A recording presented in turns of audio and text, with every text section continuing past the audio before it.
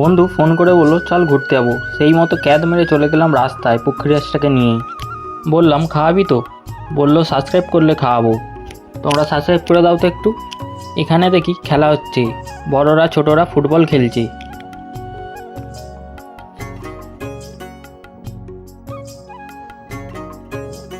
প্রকৃতির সৌন্দর্য দেখতে দেখতে চলে গেলাম চাটা খেতে।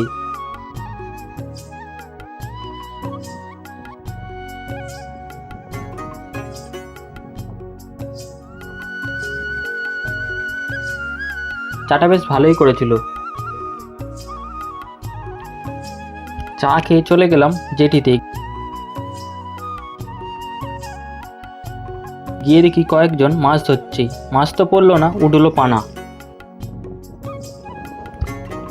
হাওয়া খেতে খেতে সুখ দুঃখের গল্প করে চলে এলাম বাড়ি।